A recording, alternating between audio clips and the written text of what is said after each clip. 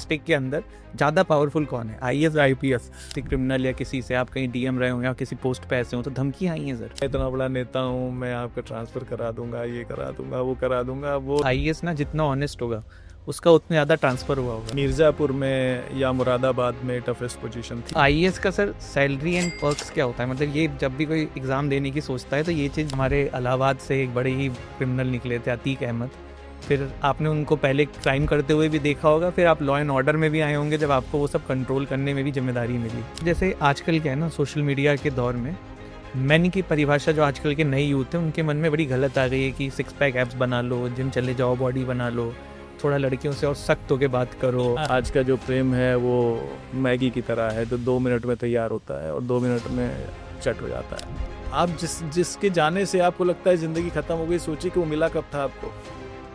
1 साल पहले मिला था, 6 महीने पहले मिला था, 2 साल पहले मिला था। उससे पहले जितने लोग थे उनके जाने से तो आपकी ज़िंदगी ख़त्म नहीं हुई। आप अपने बाप से अलग हो जाते हैं, माँ से अलग हो जाते हैं, पढ़ने के लिए दिल्ली चले जाते हैं, लंदन चले जाते हैं, तो ज़िंदगी आपकी नहीं ख़त्म हो जाती। राइज इन लव ना, डोंट फॉल इन लव। आप अच्छे इंसान बनो, बड़े शख्सियत, आप बड़ा एम रखो। आपके सक्सेस में भी क्या ये हार्ट ब्रेक का है रोग जब आप आईएएस बने या आपने तैयारी शुरू की?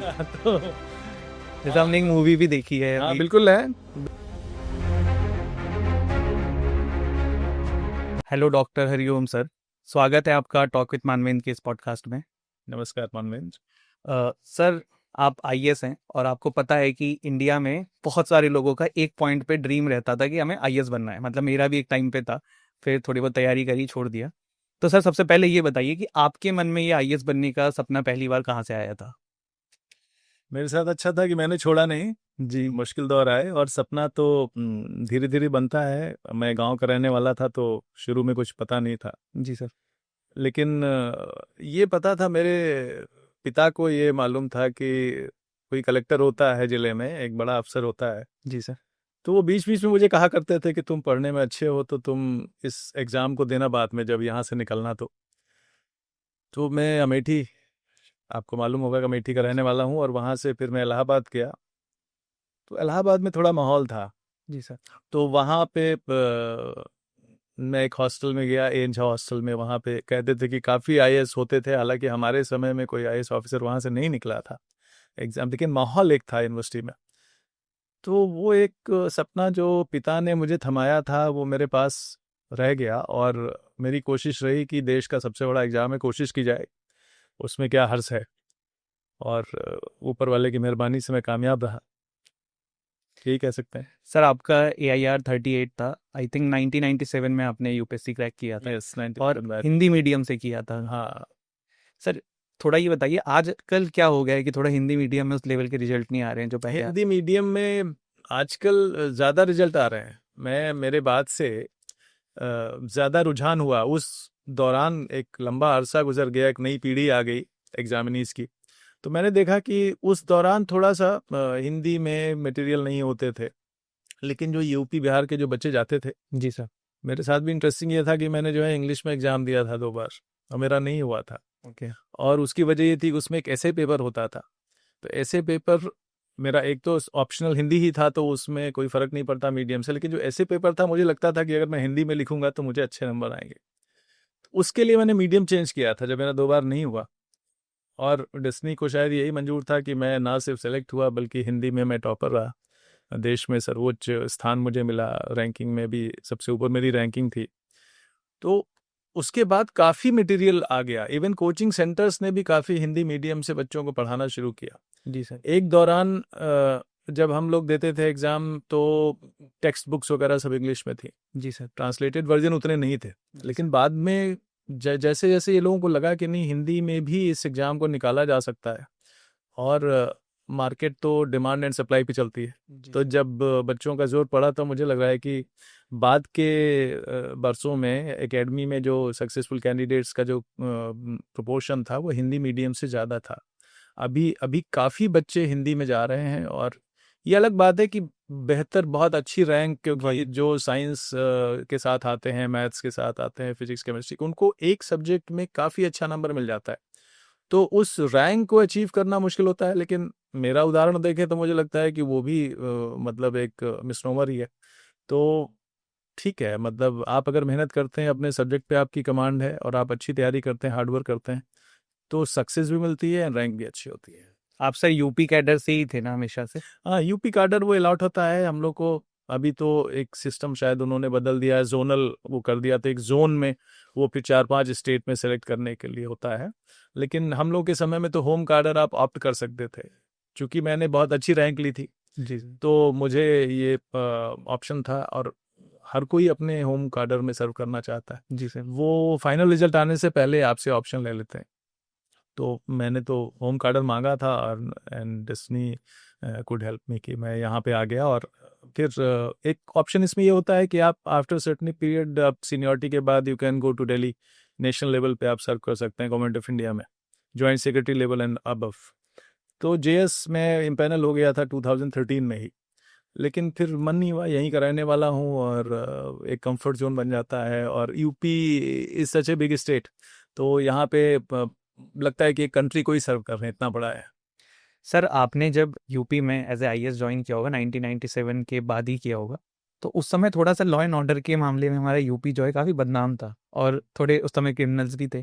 तो थोड़ा सर कुछ बताइए कि उस समय आपको डिफ़िकल्टीज आती थी जब आप नए नए आप चीज़ों को संभाल रहे थे, या इस तरीके की चीज़ें? देखिए, 99 में 2 साल की ट्रेनिंग के बाद हम लोग की पोस्टिंग होती है, तो फील्ड में आए।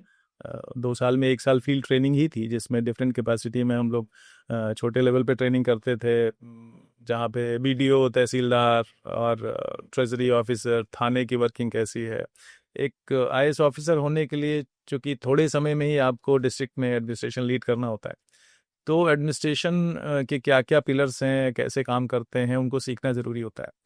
तो 99 में जब मेरी पोस्टिंग हुई, तो उस समय यूपी डिवाइडेड नहीं था। मैं रुद्रप्रयाग में पोस्ट हुआ, और वहाँ पे अच्छी बात ये थी कि मेरी पीएचडी नहीं हो पाई थी जेएनयू से, तो मैंने पीएचडी में एडमिशन भी ले लिया था गढ़वाल यूनिवर्सिटी में। लेकिन 3-4 महीने के बाद मैं यूपी की तरफ आ गया और उत्तराखंड बन गया 2000 में। तो यहाँ हरदोई में मेरी पोस्टिंग हुई।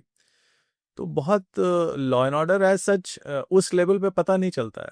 पता चलता है जब आप काफ़ी सीनियर हो जाते हैं और आपको एक बड़ा जुरिस्डिक्शन देखना होता है। छोटे लेवल पे आप एसडीएम होते हैं 2 साल, फिर आप सीडीओ होते हैं, चीफ डेवलपमेंट ऑफिसर, तो आपका डेवलपमेंट से लेना देना होता है। लॉ एंड ऑर्डर का पॉइंट तब आता है जब आप कलेक्टर बनते हैं, डिस्ट्रिक्ट मजिस्ट्रेट बनते हैं। तो वो मैं 2002 के आसपास मैं डिस्ट्रिक्ट मजिस्ट्रेट हुआ। तो एज सच बीच बीच में घटनाएं घटती हैं, और ये डिपेंड करता है कि जो ऑफिसर्स हैं उस समय वो कैसे उसको कंट्रोल करते हैं। इस पे बहुत काम करने की ज़रूरत थी। Over a period of time काम किया गया, और बिना लॉ एंड ऑर्डर बेहतर हुए तो डेवलपमेंट नहीं हो सकता। तो अभी सिचुएशन बहुत अच्छी है उसके कंपैरिजन में जब हम लोग आए थे, ये बात सही है। सर एक आईएएस जैसे कोई क्रैक कर लिया, लवासना गया, उसके बाद सर उसकी जर्नी कैसे रहती है? जैसे आपने बताया ये पोस्ट मिलती, ये पोस्ट मिलती, ये पोस्ट मिलती, तो थोड़ा सा बताइए। जर्नी एक आईएएस ऑफिसर की बहुत ही इंटरेस्टिंग भी है, बहुत टफ भी है। हम सभी लोग कोई भी एग्ज़ाम क्रैक करते हैं तो एक स्टूडेंट ही होते हैं। जी सर। हमें रियल लाइफ के बारे में ज़्यादा जानकारी नहीं होती है। जब हम उस डोमेन में, उस फील्ड में जाते हैं, तो हमको प्रैक्टिकल नॉलेज होता है। तो हम लोग बहुत बहुत ही, खुश हुए जब हमारा सिलेक्शन हो गया। हमने किताबें किनारे कर दी और न्यूज़पेपर उठा के किनारे फेंक दिया रूम में, और उसके बाद बोला कि अब लगता है पढ़ाई लिखाई से कोई लेना देना नहीं रहा, और पढ़ाई हमेशा से बोरिंग लगती थी और लगता था कि भाई छोटे इससे पीछा छूटे। लेकिन जैसे सेलेक्ट हुए और एकेडमी गए, तो पता चला सुबह से लेके शाम तक सिर्फ पढ़ाई हो रही है, पढ़ाया जा रहा है, और आपको कानून पढ़ाया जा रहा है, आपको देश की बड़ी अर्थव्यवस्था बताई जा रही है, डिफरेंट टॉपिक्स पे स्पेशलाइज लेक्चर्स हो रहे हैं, बड़े बड़े एक्सपर्ट्स आ रहे हैं। तो जो 9 बजे से लेके 5 बजे तक चकरगिन्नी बने एकेडमी हम लोग घूमते, तब हम लोग का ये क्या, इसी के लिए हमने ये एग्जाम निकाला था। हमको लगता था कि फुर्सत मिल जाएगी, लेकिन नहीं मिली। तो सबसे बड़ी चीज़ ये है कि जो सिलेबस हम पढ़ के गए थे, जो एक यूपीएससी का हालांकि बहुत वास्ट एंड अनलिमिटेड सिलेबस है, लेकिन उसके बाद भी हमको कुछ भी नहीं पता था तमाम ऐसी फील्ड के बारे में जिसको हमने नहीं पढ़ा था। तो एक तो एकेडमी आपको बहुत अपडेटेड रखती है, जो भी हैपनिंग है इंटरनेशनल नेशनल लेवल पे, वो आपको उस पर लेक्चर्स कराते हैं, आपको बताते हैं डिटेल में। कंप्यूटर्स, हम लोग के समय में, पढ़ाई के समय कंप्यूटर्स नए नए आए थे, तो कंप्यूटर्स की दुनिया एक बड़ी इंटरेस्टिंग दुनिया थी। हम लोगों को क्वालिफाई करना पड़ा एक पेपर एकेडमी में, और वो लगातार जो है कंप्यूटर के वर्जन्स जो है अपडेट होते रहे, नए नए मॉडल्स आते गए, नए नए जो है वो स्पेसिफिकेशंस के। तो एक तो ये कि पढ़ाई का दायरा बहुत बढ़ा, हमारा एक्सपोजर का दायरा बहुत बढ़ा इंटेलेक्चुअल लेवल पे, या कानून, जैसे मैंने सुना है कि आप एलएलबी के स्टूडेंट रहे हैं, और तो कानून की जानकारी हम लोग को बिल्कुल नहीं थी। कोई कानून तो जब आप पढ़ेंगे तभी पढ़ाया जाएगा, वो हमने खूब अच्छे से पढ़ा। और हमें बताया गया कि एक पब्लिक सर्वेंट के लिए या एक मैजिस्ट्रेट के लिए, जो एग्जीक्यूटिव मैजिस्ट्रेट हम लोग होते हैं, उनको कानून जानना बहुत ज़रूरी है। और जो जुडिशियल सिस्टम है इंडिया का वो कैसे फंक्शन करता है, कॉन्स्टिट्यूशन में जो है वो एक किताबी ज्ञान हम लोगों को था, लेकिन जब रियल फंक्शनिंग उसकी हमको एकेडमी में मिली। जो सबसे बड़ा एक फ़ायदा होता है या एक ज़रूरी चीज़ है आईएएस बनने के बाद, वो ये है कि आप अपनी कंट्री को जाने, इंडिया को जाने। हम में से हर कोई ना कोई स्टेट से आया होता है, उसको अपने स्टेट से बाहर का कोई एक्सपोजर नहीं होता। वो जाना आना भी फिजिकल, उसका एक्सपोजर भी नहीं होता, ट्रैवलिंग भी नहीं होती। और जब होती भी है तो आप एक सैलानी की तरह 2-3 दिन के लिए कहीं जाते हैं, आपको कुछ पता नहीं चलता है, आप खा पी के लौट आते हैं साइट सीइंग करके। तो आईएएस के साथ ये होता है कि वो आपको भारत दर्शन कराते हैं, आपको ये समझ में आता है कि हिंदुस्तान या इंडिया या भारत क्या चीज़ है, जिससे आपका जो आउटलुक है वो एक नेशनल आउटलुक बने। जो स्टेट आउटलुक होता है या डिस्ट्रिक्ट का आउटलुक होता है, या जिस जिस यूनिवर्सिटी में आप पढ़े होते हैं उससे ज़्यादा आप कुछ नहीं जानते, तो वो एक फ़ायदा होता है, और वो ट्रेनिंग मॉड्यूल का हिस्सा है सबसे बड़ी चीज़। तो आपको भारत घुमाते हैं, और भारत में पब्लिक सेक्टर प्राइवेट सेक्टर दोनों के साथ आपका अच्छा अटैचमेंट करते हैं, और ये बताते हैं कि हिंदुस्तान कैसे चलता है। तो एक जो ऑल इंडिया सर्विस जिसको कहते हैं, तो ऑल इंडिया का फील आपको तभी आता है जब आप देश को देखते हैं, starting from army right up to the tip of the country, जो रामेश्वरम तक जाके कन्याकुमारी तक, और लक्षद्वीप, अंडमान्स, कश्मीर, सिक्किम, जैसे हमने स्टार्ट किया था सिक्किम से आर्मी के साथ। तो 12-15 दिन हम लोग आर्मी के साथ उन्हीं के ट्रक में, उन्हीं के बंकर्स में, उन्हीं के मेस में रहते थे, देखते थे कि भाई कंट्री कैसे प्रोटेक्ट होता है, या उसके बॉर्डर्स कैसे हैं। चाइना बॉर्डर तक हम लोग होके आए थे। तो एक तो वो चीज़ है जो आईएससी बताता है आपको। दूसरे, उसमें जो टफनेस है आपकी, फिजिकल टफनेस के साथ मेंटल टफनेस, ये वो आपको सिखाते हैं। तो एक टैगलाइन हमारी सर्विस का था जब हम लोग गए, तो ये था कि भाई 5 स्टार से लेके फुटपाथ तक आपको एक ही मेंटल सिचुएशन में रहना चाहिए, आपको दोनों के साथ एडजस्ट करना आना चाहिए। बीइंग एन आईएएस ऑफिसर, आप ये समझते हैं कि हमको बहुत ही कंफर्ट की ज़िंदगी मिलने वाली है, तो कंफर्ट की ज़िंदगी तो आपको मिल जाती है क्योंकि आपके सर्विस के पर्क्स वगैरह वैसे रहते हैं, आप ऊपर बैठते हैं। लेकिन आपका काम हमेशा शुरू होता है छोटी जगहों से। आप तहसील में पोस्टेड होते हैं, आप कई बार बहुत ही बैकवर्ड डिस्ट्रिक्ट में पोस्टेड होते हैं, लोगों की समस्याओं से, उनके ग्रीवांसेस से घिरे रहते हैं। तो आप अगर बहुत हार्ड वर्किंग नहीं होंगे, आप बहुत ही उस स्ट्रेस को, उस जो है वो टफ डेली रूटीन को एक लंबे समय तक झेलने की स्थिति में नहीं होंगे, तो शायद आप उससे घबरा जाएंगे।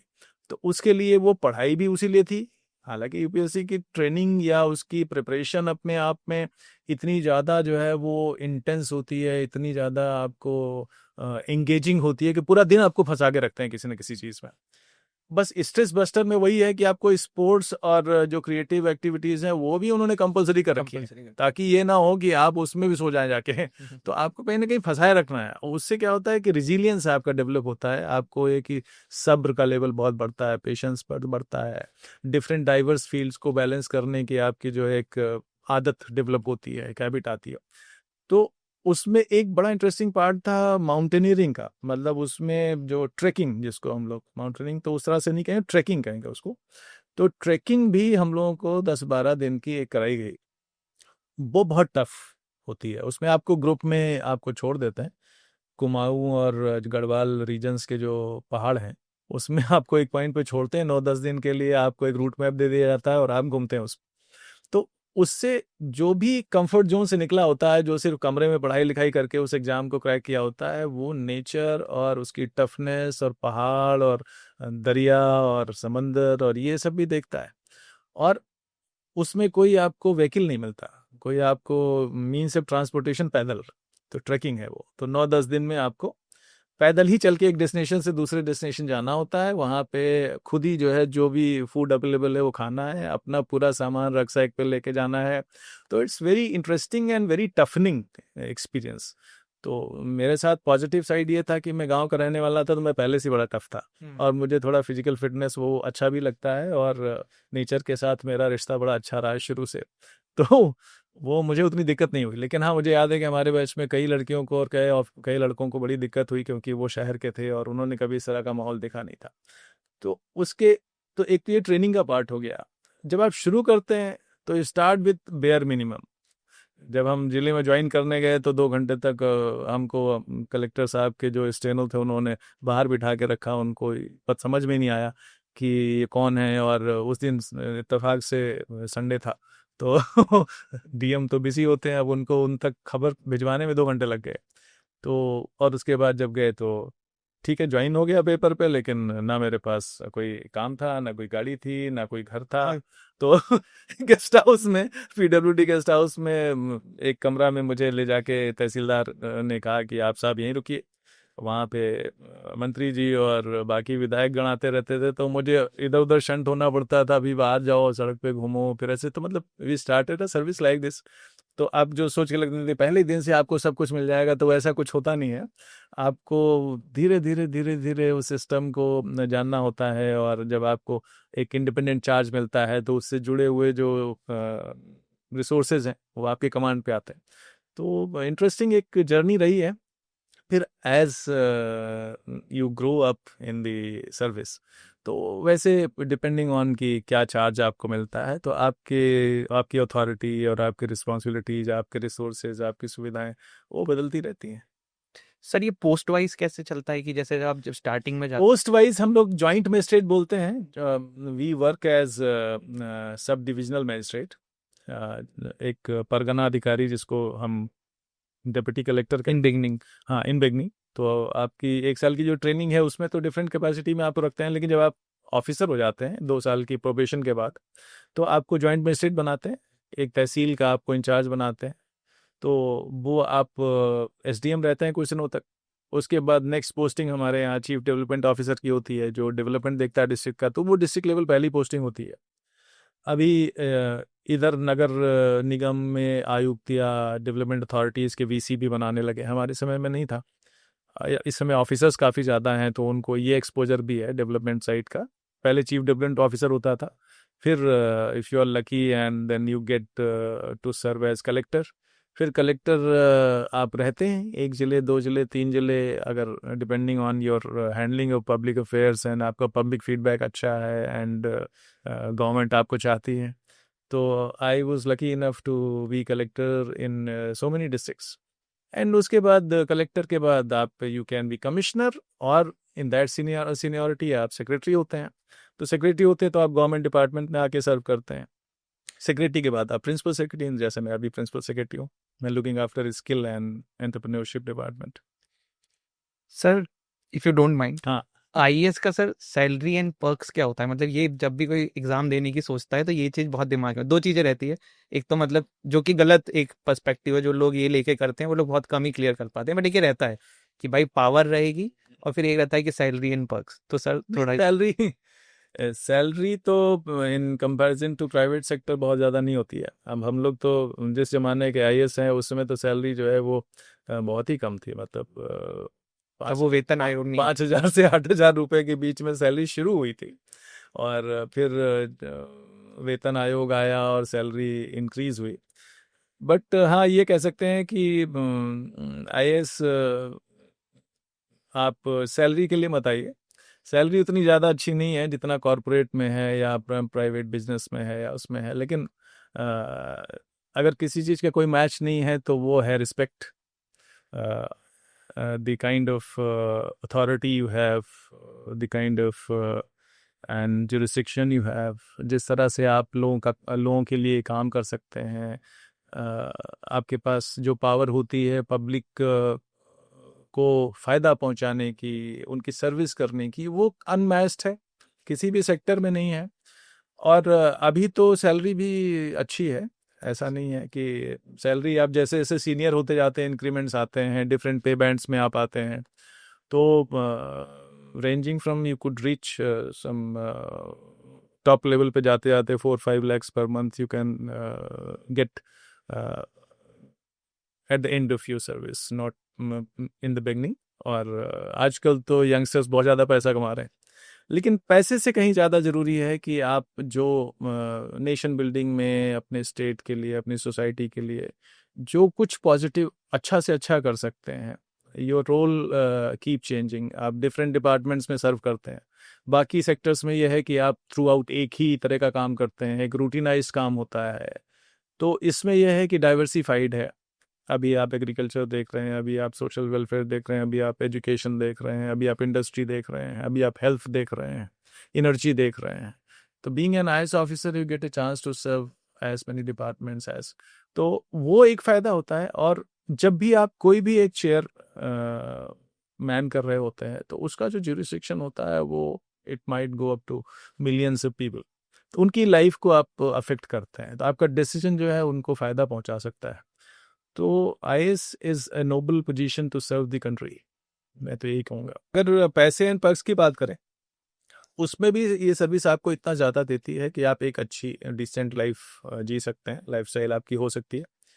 एंड सबसे बड़ी चीज़ है कि जब आप फील्ड में होते हैं आपको सारी सुविधाएं मिलती हैं, शानदार घर मिलता है आपको रहने के लिए, ढेर सारे लोग आपके साथ काम करने वाले होते हैं, आपको गाड़ियाँ मिलती हैं, आपको ऑफिस असिस्टेंट्स मिलते हैं। तो एंड जाते ही लोगों का सम्मान मिलता है। सबसे बड़ी चीज़ है कि आपको वो चेयर एक अथॉरिटी के रूप में, एक सेंटर ऑफ रिस्पेक्ट के रूप में रहती है, और अगर आप अच्छा काम करते हैं तो आप लोगों के दिलों में जगह बना लेते हैं, तो फिर वो बाद में भी आपको बहुत रिस्पेक्ट मिलता है। तो आईएएस आज की तारीख में सैलरी एंड पर्क्स वाइज भी it's a good choice, and बाकी का तो मैच नहीं है। सर, आईएएस वर्सेस आईपीएस एक बहुत वो रहता है, कैसे जब भी कोई सोचता है तो पहले हम लोग क्योंकि मूवीज को ज्यादा देखते हैं तो उसमें आईपीएस आईपीएस ही ज्यादा चलता है। फिर लेटर ऑन भी रियलाइज कि नहीं, आईएएस ज्यादा बड़ी पोस्ट होती है, बट ज्यादा दिखते जो हैं वो आईपीएस हैं। तो आप सर मुझे बताइए कि ऐसे एक डिस्ट्रिक्ट के अंदर ज्यादा पावरफुल कौन है, आईएएस या आईपीएस? पावर पावर इस बात में है कि आप लोगों का कितना भला कर सकते हैं। जी सर। तो वो आईपीएस आईएएस में कोई ऐसा टकराव की स्थिति नहीं है। लोगों को लगता है वो यूनिफॉर्म सर्विस है, जिसमें यूनिफॉर्म जो है वो विजिबल बहुत होता है, हमेशा दूर से दिखता है, और यूनिफॉर्म होता ही इसलिए है कि आप आसानी से आइडेंटिफाई कर सकें।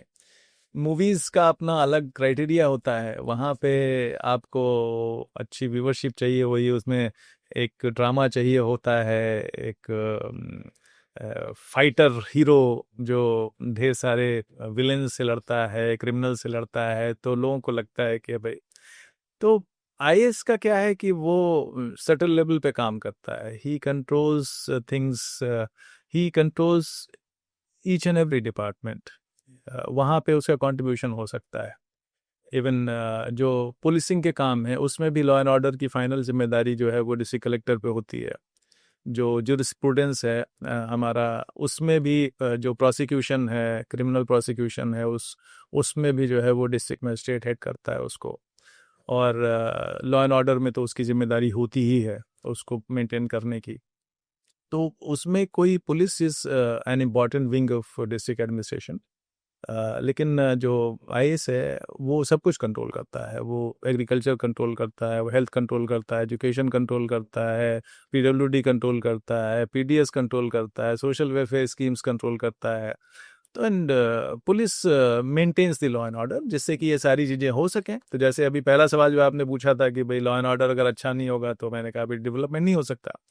तो लॉ एंड ऑर्डर मेंटेन करने के लिए पुलिसिंग की ज़रूरत है। आप क्राइम नहीं होना चाहिए, कोई अव्यवस्था नहीं होनी चाहिए, कोई एट्रोसिटी नहीं होनी चाहिए, इनजस्टिस नहीं होना चाहिए। तो वो फिजिकल एक्ट उतना नहीं है जितना कि एक डेवलपमेंट और वेलफेयर रिलेटेड एक माहौल नहीं होगा। तो जैसे हर आदमी खुश है, पढ़ा लिखा है, शिक्षित है, उसको सारी सुविधाएं मिल रही हैं, तो क्राइम की तरफ क्यों ही जाएगा। तो वो जो अपरेंट एक दिखता है आईएएस आईपीएस वर्सेस, ऐसा कहीं कहीं लोग पर्सनल ईगो में लोगों को लगता है कि ऐसा कौन बड़ा कौन छोटा, वो ऐसा कोई, इट्स ए टीम वर्क। सबको मिलके काम करना चाहिए और एक माहौल है तभी अच्छा बनेगा।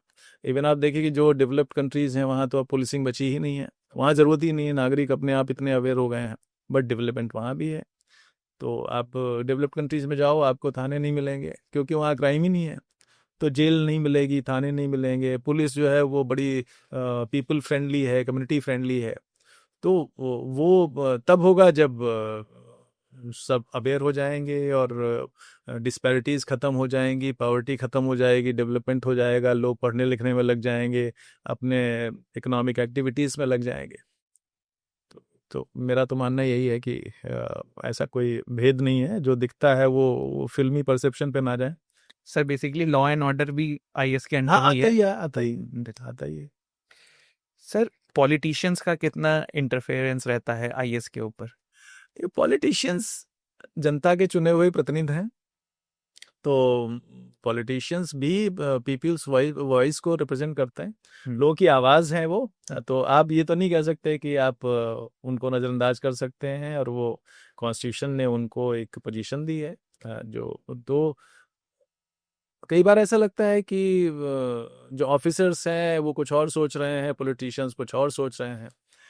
तो हमें तो नियम कानून के हिसाब से चीज़ों को देखना है, लेकिन ये मान के चलना है कि उनको भी ये अधिकार है, और पब्लिक ने उन्हें चुना है, हमें नहीं चुना। उनको वो इलेक्शन से चुन के आते हैं, उनको ये राइट है कि वो लोगों की बात, उनके मुद्दे, उनकी समस्याएं हमारे सामने रखें, और हमारा ये फ़र्ज़ है, हमारा ये दायित्व है कि हम उसको ठीक से समझें, सॉल्व करने की कोशिश करें, और एक बेहतर रिश्ता बना के चलें पॉलिटिशियंस के साथ।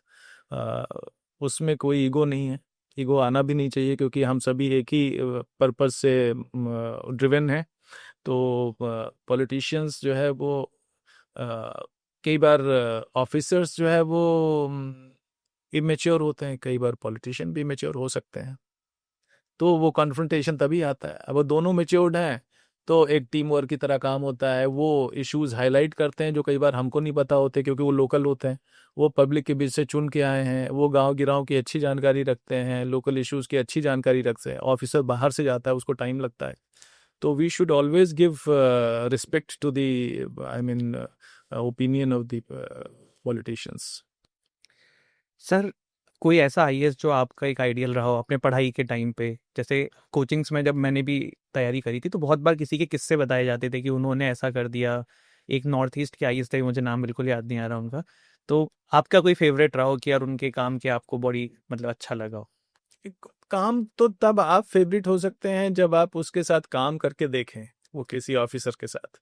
अब खबर पढ़ के कोई एक राय बनाना तो मुश्किल होता है, लेकिन कई ऐसे ऑफिसर्स थे जिनके साथ मैंने काम किया और पाया कि बहुत अच्छे ऑफिसर्स थे, बहुत केयरिंग थे, बहुत बड़े भाई जैसा उनका एक व्यवहार था, नए ऑफिसर्स को हमेशा गाइड करना, समझाना, सिखाना। तो वो कई ऐसे थे। बट जब स्टूडेंट होते हैं तो आप डिफरेंट तरीके, हमने तो किसी आईएएस को देखा ही नहीं था जब तक हम सिलेक्ट नहीं हुए थे। हम दूर सुनते थे अखबारों में कि भाई उन्होंने, किसी ने दीवार गिरा दी, कहीं तो नाम हो गया, किसी ने कोई बहुत, तो बट ऐसा कुछ उससे राय बनाना ठीक नहीं है जी। जब एक ऑफिसर के साथ आप काम करते हैं, उसको दिन रात देखते हैं, उसका बिहेवियर देखते हैं, पब्लिक के लिए उसका क्या स्टैंड होता है, कैसे वो डील करता है पब्लिक को, ये देखते हैं। तो वो जब मैं फील्ड में आया तो कई ऑफिसर्स थे, वो नाम नहीं लेना उचित होगा, क्योंकि कई थे, तो अब जी। वो सीखने को आपको मिलता है। सर आपने मायावती जी के शासन में भी किया है, मुलायम जी के शासन में भी किया है, योगी जी में भी किया है। तो क्या मतलब आपका उन तीनों की पर्सनैलिटी के बारे में अगर आपको एक एक कुछ बोलना हो तो थोड़ा बोलिए सर। अब मैं क्या बोलूँ, सभी मेरे मुख्यमंत्री रहे हैं, और मुख्यमंत्री का एक पोजीशन होता आप है। मिले हैं सर, तीनों से मिले हैं? बिल्कुल मिले हैं, और मायावती जी से तो एक ही बार मैं मिला। एक बार कुछ ऐसा हुआ था तो उन्होंने मुझे बुलवाया था, बस एक ही बार मेरी मुलाकात है। लेकिन माननीय मुलायम सिंह जी, माननीय योगी जी, इनके साथ तो काफ़ी इंटरेक्शन मेरा रहा। एंड जब मुलायम सिंह जी की सरकार थी तो मैं ज़िलों में था लगातार, कलेक्टर था। हाँ, जब भी लखनऊ आना होता था या हमारे ज़िले में उनका दौरा होता था तो काफ़ी बातचीत भी होती थी, और वो उनका मार्गदर्शन भी मिलता था। बहुत ही केयरिंग थे और नाम से सबको बुलाते थे, सबके बारे में एक उनकी एक राय होती थी। एंड जो प्रेजेंट सीएम हैं, इनको मैंने बहुत करीब से देखा। ये बहुत ही संघर्षशील रहे, हमेशा जन समस्याओं को लेके, जनता के मुद्दों को लेके संघर्ष करते रहे, और एक जुझारू जो नेता थे, इनको तो मैं बहुत करीब से देखा। फिर जब मुख्यमंत्री हुए तो बहुत सशक्त और जो सख्त प्रशासक वाली इमेज है, लेकिन अंदर कहीं ना कहीं करुणा है। और क्योंकि पब्लिक ग्रीवांसेस को लेके बहुत ही संवेदनशील हैं, हार्ड वर्किंग बहुत हैं, तो वो स्ट्रेट फॉरवर्ड हैं। ये भी मैंने देखा कि स्ट्रेट फॉरवर्ड हैं। तो तीनों के साथ काम किया मैंने। लॉ एंड ऑर्डर पे मायावती जी का बड़ा नाम होता है, बहुत सख्त सख्त थी वो, और कई फ्रंट्स पे बहुत काम हुआ। और प्रेजेंट सीएम भी लॉ एंड ऑर्डर पे बड़े सख्त हैं। तो आप देख रहे हैं कि माहौल बहुत अच्छा है, और विकास के कार्य तेजी से हो रहे हैं।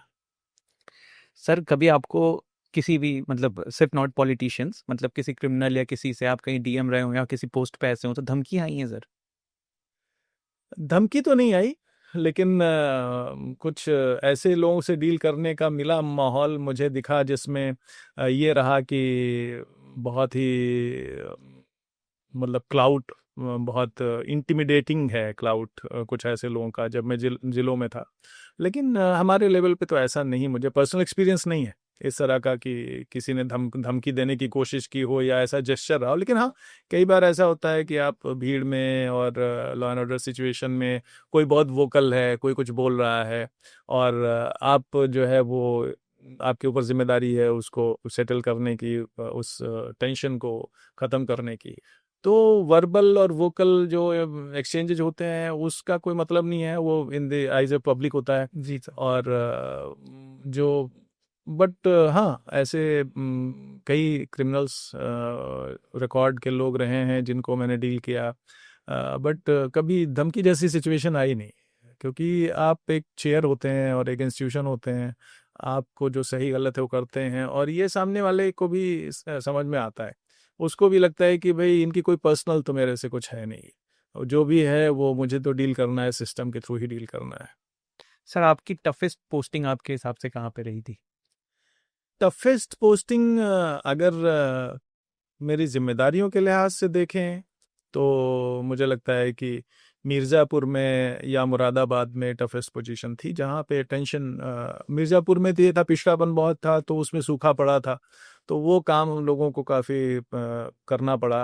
रिलीफ वर्क था वो, बहुत ही थोड़ा सा थकाऊ और डे एंड नाइट सर्विलांस वाला था। और बाकी गोरखपुर का मेरा कार्यकाल बहुत अच्छा, मतलब बहुत लंबा था और बहुत सीखने को मिला।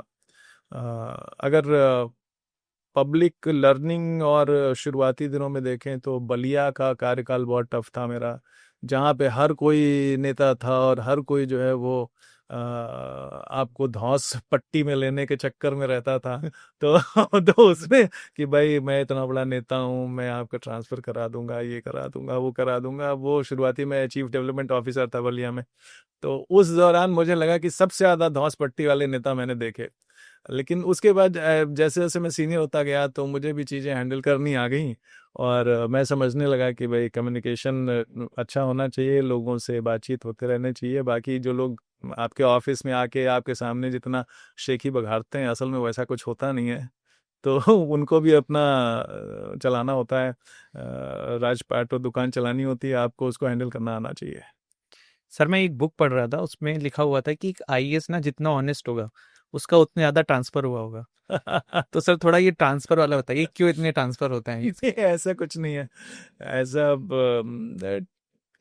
It's a, I mean an art of management, जो फील्ड में आपको कई बार मेरा ये भी तजुर्बा है कि कई ऐसे ऑफिसर्स रहे हैं जिन्होंने फील्ड में कोई भी अच्छा काम नहीं किया, लेकिन उनका टेन्योर बहुत अच्छा रहा।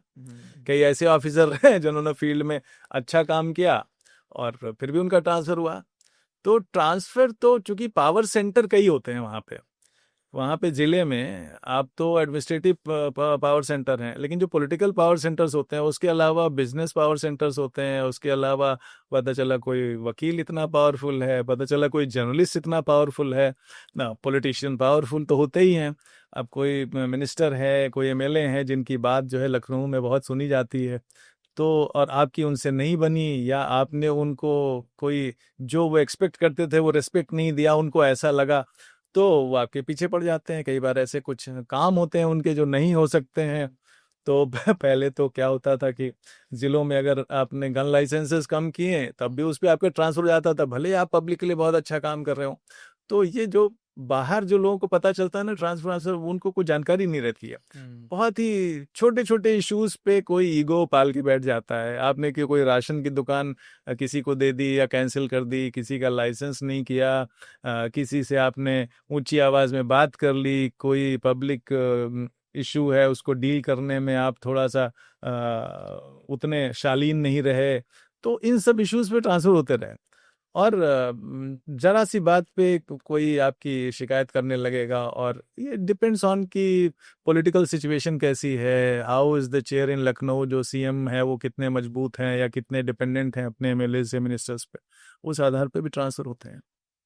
आप इलाहाबाद के पढ़ाई आपने वहीं करी है, और हमारे इलाहाबाद से एक बड़े ही क्रिमिनल निकले थे, अतीक अहमद। फिर आपने उनको पहले क्राइम करते हुए भी देखा होगा, फिर आप लॉ एंड ऑर्डर में भी आए होंगे जब आपको वो सब कंट्रोल करने में भी जिम्मेदारी मिली। थोड़ा सा बताइए उनके बारे में कि आपको कभी दिक्कत हुई। नहीं, दिक्कत क्या, ऐसे लोगों के कारनामे तो टीएम के सामने आते ही रहते थे। अब वो जिस तरह से उनका एक काम करने का जो तरीका होता था वो बड़ा डराने धमकाने वाला होता था कि जनरल पब्लिक जो है उनसे डरे धमके हमेशा। उनके जो काले कारनामे हैं या अवैध काम हैं उन पे शिकायतें ना हो, जो एफआईआर भी हो तो कोई गवाह ना आए। तो ऐसे कई उदाहरण मेरे सामने रहे। मतलब अतीक का, मैं तो इलाहाबाद में कलेक्टर रहा मैं थोड़े दिन, एक इशू आया था कि अतीक पे जो एनएसए लगाने का एक इशू आया था, तो मैंने जो है वो निर्णय लिया था लगाने का। तो वो जबकि वो पॉलिटिकल क्लाउड उसका बहुत ज़्यादा था। ऐसे एक जिले की मुझे घटना याद आ रही है, वो जिसमें एक कई दबंग लोग थे, उन्होंने अचानक जाके एक लड़ाई हुई और एक कमज़ोर व्यक्ति था उसका पूरा घर वर गिरा दिया और उसको भगा दिया, आग लगा दी। मतलब ऐसे मौके आते रहते थे। आप जब जिलों में होते हैं तो इस तरह के काम होते हैं। जो बहुत ही डराने धमकाने वाले लोग होते हैं, उनको लगता है कि मेरा कोई कुछ बिगाड़ नहीं सकता है। तो वो मैंने उस पे रासुका लगाया, जो राष्ट्रीय सुरक्षा कानून है वो मैंने लगाया, और फिर उसको हम लोगों ने लड़ा। लखनऊ में उसका एक बोर्ड होता है जो अप्रूव करता है, जो जिस पे हाई कोर्ट के माननीय जज उसको चेयर करते हैं। वहां तक हमने परसू किया और बहस की कि भाई गरीब आदमी का घर गिरा देना, जला देना और झगड़े पे और ले जाके बुलडोजर चला देना, वो दैट वाज रॉन्ग। तो इस तरह के उदाहरण हमारे पास। एक महिला ने गांव में चौपाल लगाई थी हमने, और उसने शिकायत करी तो प्रधान ने उसको मार पीट के उसका हाथ तोड़ दिया।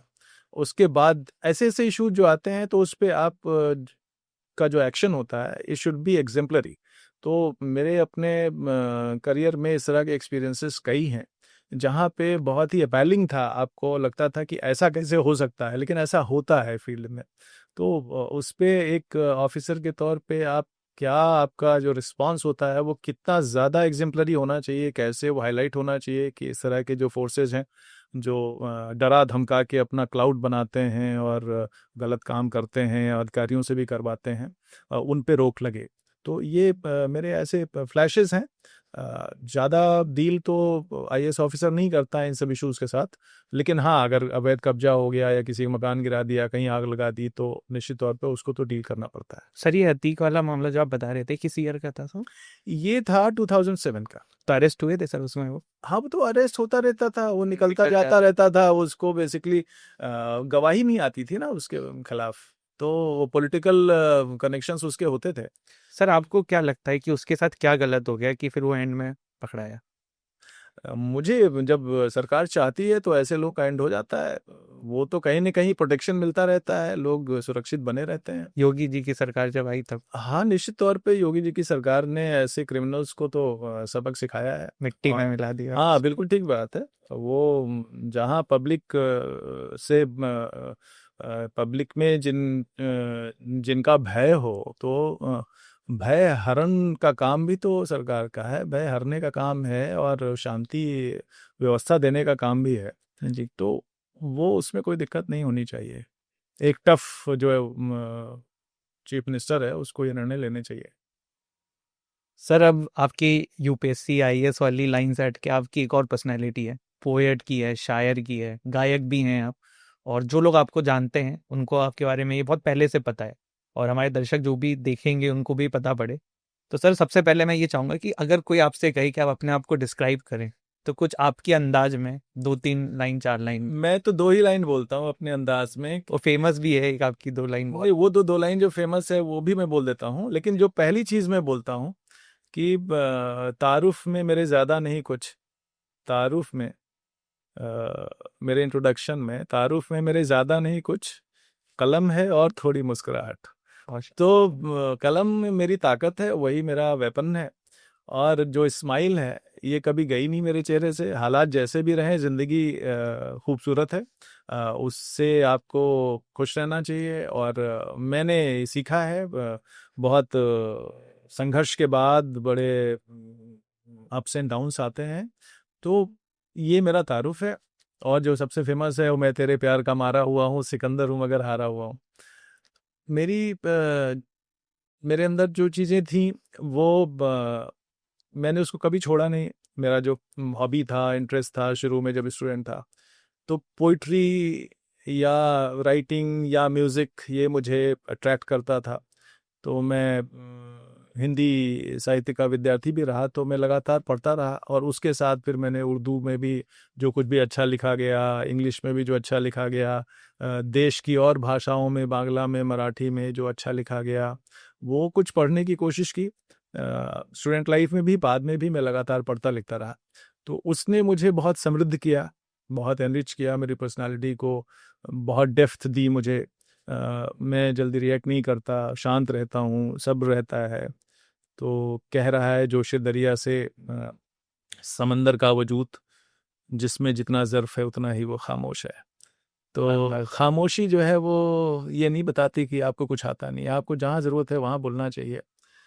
तो चुप तभी आप रह सकते हैं जब आप के अंदर कुछ चल रहा है, आप सोच रहे हैं, विचार रहे हैं।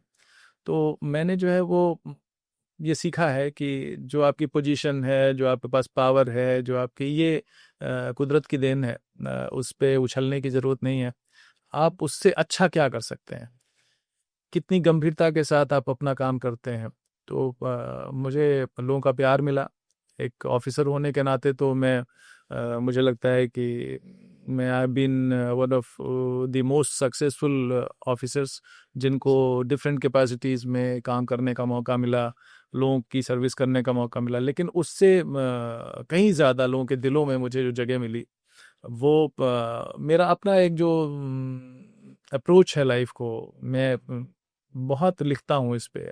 तो जैसे मेरी कुछ लाइनें हैं कि भाई इधर इधर जो डूब गया मैं तो उधर निकलूंगा, खिलूंगा धूप की मानिंद जिधर निकलूंगा, मुझे न गांव गली शहर में ढूंढा करिए, मुझे न गांव गली शहर में ढूंढा करिए, दिलों में ढूंढिए अपने मैं उधर निकलूंगा।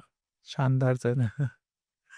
सर जैसे आप शायर हैं, पोएट हैं, तो मेरे को सर ये बताइए कि आपके लिए प्यार का क्या मीनिंग है, लव का क्या मीनिंग है? प्यार के बिना तो जिंदगी अधूरी है। प्यार हर चीज में है, पूरी प्रकृति में प्यार ही प्यार बिखरा पड़ा है। और सब एक दूसरे के साथ मिलकर रहते हैं, इसमें भी प्यार है। अगर जंगल में ताकत का बोलबाला होता तो शेर के अलावा कोई नहीं बचता। तो इसी तरह समुद्र में जो है वो व्हेल मछली के और उसके शार के अलावा कोई नहीं बचता। तो प्रकृति एक उदाहरण है। अगर सूर्य ही सबसे पावरफुल होता तो तारे नहीं दिखते, चांद नहीं दिखता, इतने प्लैनेट्स हैं। और लोगों में जो सबसे ताकतवर, आप देखिए कि दुनिया में सबसे ताकतवर कौन रहा है और कितने दिन रहा है, तो वहां भी प्यार ही है। तो प्रेम, अगर आप जो रिलेशनशिप्स की बात कर रहे हैं, 1-to-1 कर रहे हैं, तो प्रेम बहुत मतलब अच्छा एहसास है।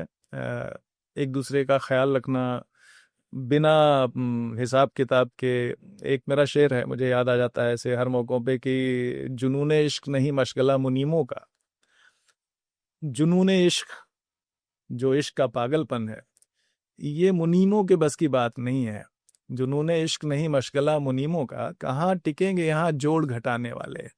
तो जहां आप जोड़ घटाने में चले गए कि मुझे इससे इतना मिला, मैंने तो इतना इसको चाहा या इतना दिया, इसने बदले में मुझे बड़ा कम दिया, मैं तो इसको गुड मॉर्निंग बोलता हूँ, ये नहीं बोलता है, ये बोलती है, या मैंने इसका इतना ख्याल रखा, इसने नहीं किया, तो फिर प्यार नहीं हो सकता। मतलब वहाँ तो व्यापार चल रहा है। तो वो एक मेरा और शेर है कि भाई हाँ, आंखों में इश्क इबादत, इश्क जुनू है, कोई कारोबार नहीं है। तो कारोबार की तरह उसको मत लीजिए। आपको किसी से प्रेम है तो आप करिए, प्रेम करिए। अच्छा, प्रेम आपको अच्छा बनाता है, तो अच्छा बनने की कोशिश कीजिए। लेकिन जब आप प्रेम को रियलाइज करने की कोशिश करते हैं, उसको साकार करने की कोशिश करते हैं, तो आपको फिर समाज में बहुत प्रॉब्लम्स को फेस करना पड़ता है। आपको कहीं न कहीं शक्ति भी चाहिए, सामर्थ्य भी चाहिए, पैसा भी चाहिए, संसाधन भी चाहिए। आजकल की जनरेशन को हम लोग देखते हैं सोशल मीडिया पे, कि सोशल मीडिया पे प्यार शुरू होता है, वहीं खत्म हो जाता है वहीं खत्म हो जाता है, और कोई कमिटमेंट नहीं चाहता है। हर आदमी ज़्यादा से ज़्यादा पाना चाहता है। लिया बहुत बहुत ज़्यादा, दिया बहुत बहुत कम। तो वो वाली जो स्थिति है, वो रिलेशनशिप के सबसे, उसको बिगाड़ने में सबसे ज़्यादा रोल वही है। तो हम प्रेम करते हैं तो हमको दूसरे का ख्याल रखना चाहिए। और प्रेम कोई अच्छा बुरा नहीं होता है। जिससे हमको प्रेम हो जाता है वही अच्छा लगने लगता है। सब एक कॉम्प्लेक्स क्रिएशन है। Human body and mind is a complex creation. जब दो लोग एक साथ रहना शुरू कर देते हैं तो दोनों की प्रॉब्लम समझ में आने लगती है। जब आपको लगता है कि यार हम दोनों यूनिक है, तो अब हर कोई यूनिक है, तो यूनिक है, तो दो यूनिक लोग एक साथ रहेंगे तो कॉन्फ्रंटेशन तो आएगा। कोई एक दूसरे के जैसा कैसे हो सकता है? बिल्कुल सर। सबकी पर्सनालिटी में, इसीलिए साथ रहना बड़ा मुश्किल होता है। तो प्यार आज की तारीख में मुझे लगता है कि बहुत धैर्य और सब्र की मांग करता है। और कहीं न कहीं जब आप उसको पाने की कोशिश करते हैं, तो आपको सामर्थ्य भी चाहिए। बैठे ठाले का प्यार जो है वो ज़्यादा दिन चलता नहीं है। आपको अपने व्यक्तित्व में, अपनी शख्सियत में ऐसी कुछ चीज़ लानी होती है जिसमें सामने वाले का आकर्षण आप में बना रहे। जी सर। और आप, प्यार जो है बड़ा भी बनाता है, बड़प्पन भी आप में लाता है। सर जैसे आजकल क्या है ना, सोशल मीडिया के दौर में मैन की परिभाषा जो आजकल के नए यूथ है उनके मन में बड़ी गलत आ गई है कि सिक्स पैक एब्स बना लो, जिम चले जाओ, बॉडी बना लो, थोड़ा लड़कियों से और सख्त होके बात करो, थोड़ा कोमलता खत्म कर दो। सर आपके लिए मैन क्या है? वो रियल मैन? देखिए, मैनलीनेस जो है वो it's being caring, protecting, being humble. इसलिए कहते हैं कि जो जिसमें जितनी शक्ति है, वो उसके रिस्पॉन्सेज उतने ही शांत आते हैं, बड़े धैर्य के साथ आते हैं। पहले जो नायक होता था, उसका एक सबसे बड़ा गुण बोलते थे कि भाई धैर्य है, उसके अंदर धीरज बहुत होता है। तो रिएक्ट नहीं करता बहुत जल्दी से, एब्जॉर्ब कर लेता है चीज़ों को, बहुत लोगों का ख्याल रख सकता है। आप अपने पिता को देखिए। आपके नायक तो वही हैं, हम सभी के नायक सबसे पहले हमारे पिता होते हैं, क्योंकि बाहर की दुनिया से हमको सुरक्षित रखते हैं, हमारा ख्याल रखते हैं। घर के सभी सदस्यों के खाने और पीने का जुगाड़ करते हैं, उनको सुरक्षित रखते हैं, पढ़ाते लिखाते हैं, ग्रो करते हैं। तो हमारा हीरो तो हमारा फादर होता है हम सभी का। फिर जैसे जैसे हम बड़े होते हैं, हम देखते हैं कि भाई कौन अपनी फील्ड में अच्छा काम कर रहा है। तो पुरुष होना जो है एक बहुत बड़ी जिम्मेदारी भी है। आप वैसे रिएक्ट नहीं कर सकते जैसे एक बच्चा करता है, या जैसे कि फॉर दैट मैटर माँ होना भी, सबका रोल अलग है। लेकिन मैं तो ये कहूँगा कि सख्ती में नहीं है पौरुष, वो उसकी विनम्रता में है, उसके एब्जॉर्प्शन में है, धैर्य में है, केयर करने में है, ख्याल रखने में है लोगों का, लोगों के लिए एक ऐसा भरोसा पैदा करने में है कि आपको लगे कि नहीं भाई, कभी वक्त ज़रूरत पड़ेगी तो he will stand by my side. वो पुरुष होना जो उसकी निशानी है। तो ये पौरुष की जो निशानियां मैं बता रहा हूँ, ये सिर्फ पुरुष पैदा हो जाने पर से नहीं है, तो उसको डेवलप करना पड़ता है। सामने वाले को आप पे भरोसा हो कि नहीं, ये नहीं डिगेगा, तो वो भरोसा जीतना अपने आप में एक पौरुष की निशानी है। आप तुरंत अपनी ताकत नहीं दिखाने लगेंगे, डोमिनेट नहीं करेंगे। सबसे बड़ी डोमिनेंस में हमने हमने मजाक में एक लाइन पहले मैंने कभी लिखी थी कि भाई प्रेम वो शरबत है जिसमें जो ताकतवर है वो कमजोर को घोल के पी जाता है। तो वो चीज कहीं ना कहीं दो पर्सनालिटी जब एक साथ आती है तो लगता है कि कौन किसके दबाव में रहेगा। वो इट कैन बी इधर वे, कोई लड़की भी डोमिनेट कर सकती है, लड़का भी डोमिनेट कर सकता है, लेकिन उसका नाम प्रेम नहीं है। वहां तो फिर एक दूसरे को खत्म करने की जो कोशिश होती है, इसीलिए कन्फ्रंटेशंस आते हैं, लोग अलग हो जाते हैं। और चूंकि सोशल जो बॉन्ड्स हैं वो वीक हुए हैं, पहले जो गांव की या छोटे कस्बों की जो जिंदगी होती थी तो उसमें सोसाइटी बहुत आपकी पर्सनल लाइफ में घुसी उसी रहती बहुत आपको डोमिनेट करती थी। जी। अभी जो है वो शहरों में क्या है कि कोई किसी से कोई किसी खास मतलब नहीं है। इवन रिश्तेदारों नातेदारों से, घर परिवार के दूसरे सदस्यों से भी ज़्यादा लेना देना नहीं होता, क्योंकि दोनों अपने पाँव पे मोस्टली खड़े होते हैं, पढ़े लिखे हैं, कामकाजी हैं। तो वो उन जैसे वो साथ आते हैं वैसे उतनी जल्दी अलग भी हो जाते हैं। तो ऐसा दबाव अब वो ऐसा रिश्ते में नहीं रहा। तो अगर कोई साथ में रह रहा है, इसका मतलब कि दोनों एक दूसरे को एक्सेप्ट कर रहे हैं और दोनों एक दूसरे के लिए जगह बना रहे हैं, स्पेस जिसको हम लोग बार बार कहते हैं, स्पेस देना। तो प्रेम ऐसी चीज है जो जबरदस्ती नहीं हो सकती। आप किसी को जबरदस्ती प्रेम नहीं कर सकते, या आप किसी से अपने आप को जबरदस्ती प्रेम नहीं करवा सकते। अगर इतनी चीज हम समझ जाए कि ये it can't be forced upon anybody. अगर आप चाहेंगे नहीं तो आप साथ हैं भी तो आप प्रेम नहीं करते एक दूसरे को, ये भी एक चीज है। आप लगातार साथ दिख रहे हैं लेकिन हो सकता है कि आप नहीं प्रेम कर रहे हैं एक दूसरे को, आप एक सोशल उसके लिए, दिखावे के लिए और एक ऑब्लिगेशन के लिए साथ में हो। तो प्रेम तो ख्यालों में आप करते हैं, एक दूसरे के साथ मुस्कुराना चाहते हैं, हंसना चाहते हैं, निराश हैं, उदास हैं तो रोना भी चाहते हैं।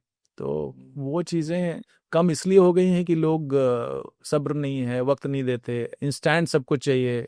मैंने एक दो लाइन और लिखी थी मैं कि भाई आज का जो प्रेम है वो मैगी की तरह है, तो 2 मिनट में तैयार होता है और 2 मिनट में चट हो जाता है। तो वैसा प्रेम नहीं है। मैं बार बार कहता हूँ कि प्रेम जो है बहुत धीमी आंच पे पकने वाला एक ऐसा स्वादिष्ट व्यंजन है जिसको तैयार करने में बहुत धैर्य की आवश्यकता होती है। सर बहुत प्यारी बात आपने यहाँ पे बोली है। सर एक चीज़ ये बताइए कि आर्टिस्ट का दिल टूटा हुआ होता है, ऐसा मैंने कहीं पढ़ा है।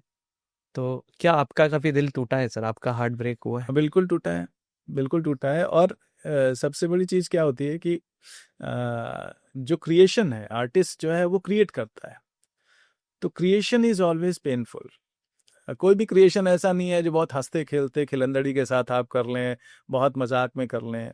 प्रकृति में मैं बार बार कहता हूँ, नेचर से हमको सीखना चाहिए। जब भी कोई चीज़ पैदा होती है तो कितना पेन होता है उसमें।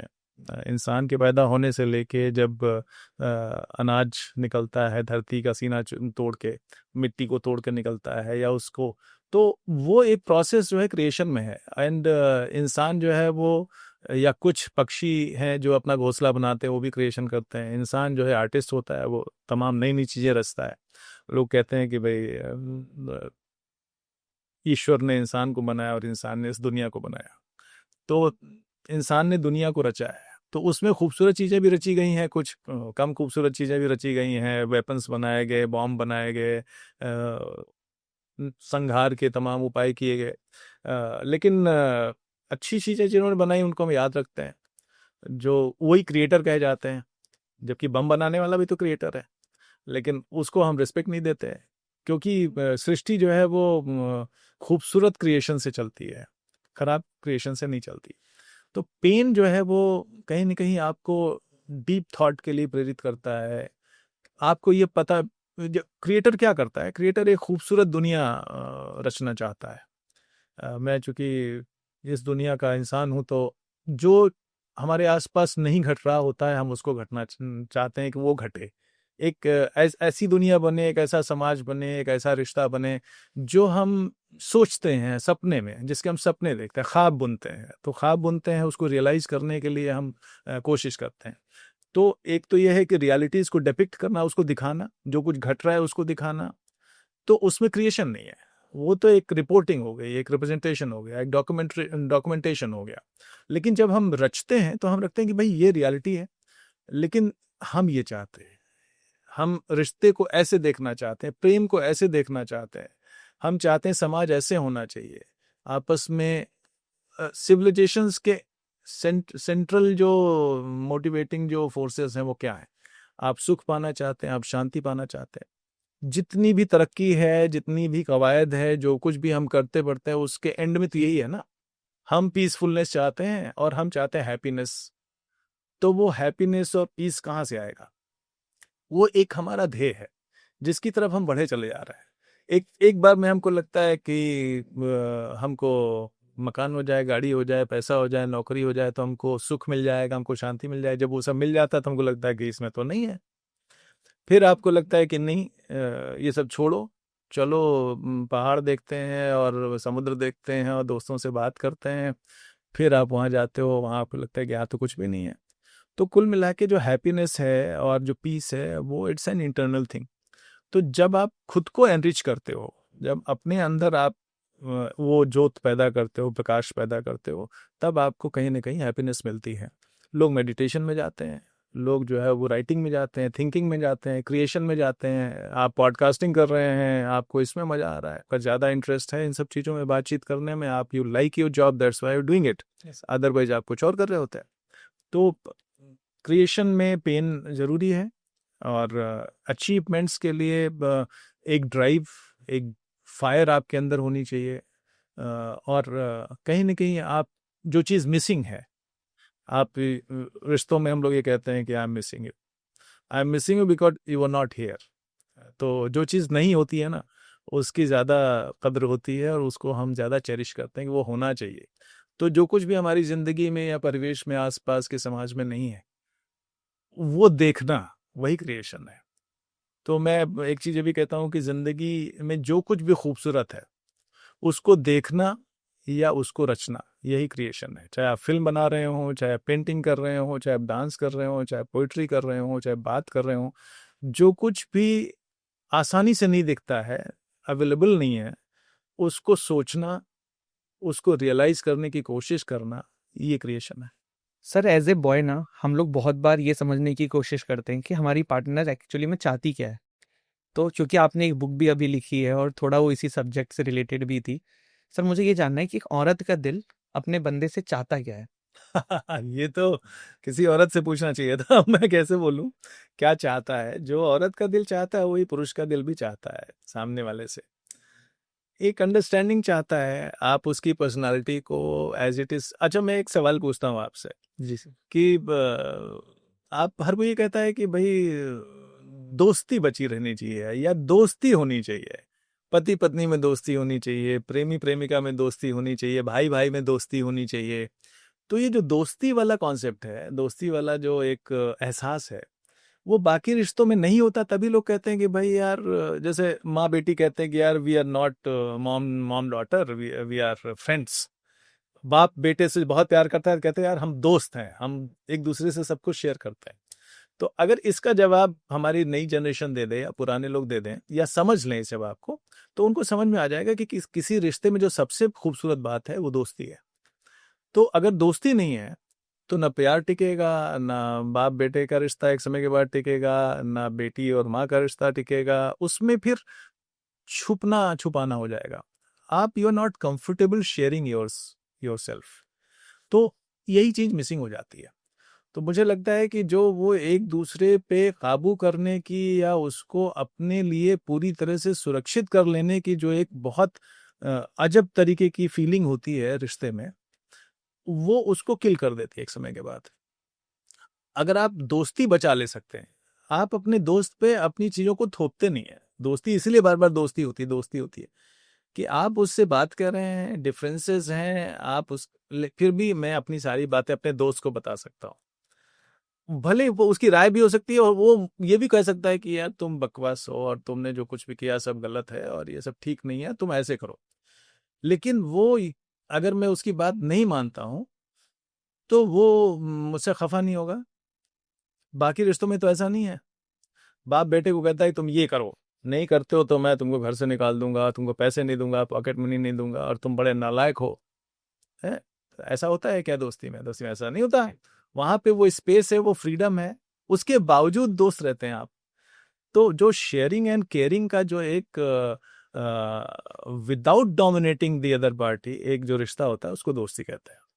बाकी रिश्ते में वो मिसिंग हो जाता है। इसलिए शायद सबसे ज्यादा जरूरी चीज है किसी रिश्ते में उसको दोस्ती है, उसको बचा कर रखना, जो कि हम सभी फेल कर जाते हैं कई समय पे, और फिर वो रिश्ते वैसे नहीं रह जाते जैसे कि हमने सोचा था कि वैसे रहेंगे।